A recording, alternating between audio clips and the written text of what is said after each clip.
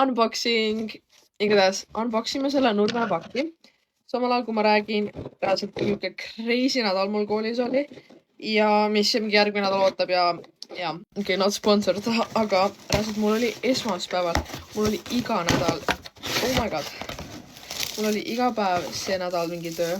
Et ma tellisin iga asja nagu ühe töö eest, esitluse eest, mis ma tegin. Nii et esmaspäeval oli mul geokontrolltöö ja üks esitlus. Nii et ma tellisin endale päevakreemi ja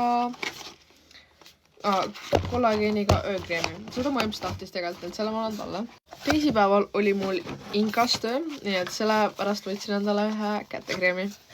Kolmapäeval oli mul eesti keele kontrolltöö ja matatunnikas. Nii et sellest ma tellisin magneesiumi Hellbase ja siis selle cleanseri. Ja kuna täna oli mul jälle üks esitlus, ma tellisin Hiponia balsami. Saate aru, nagu not sponsored, aga see ka story oli. Kui te tahate, et teie kulmutrips ükskõik mis kasvaks, kasutage seda reast. Mul on vähemalt mingi 5 purki seda. Homme on meil uurimustööd alusid, milleks on suht kontrolltööd vaja. Tellisin endale jalasprei ja tegelikult selleks, et ma üldse selle nädala üle elasin. Ma nagu restockisin. Need 2 šampooni on mu lemmikud. Rosmariini ja siis lavendliga. Õnneks see polnud just nii hull nädal, sest ma õppisin Astras nagu vist kõikideks enda töödeks ja asjadeks. Ja ma sain kõik tööd 5. Nagu ma isegi ei pidanud nii palju stressama, sest et ma lihtsalt iga õhtu mingi pool tundi tegin ühte ainet.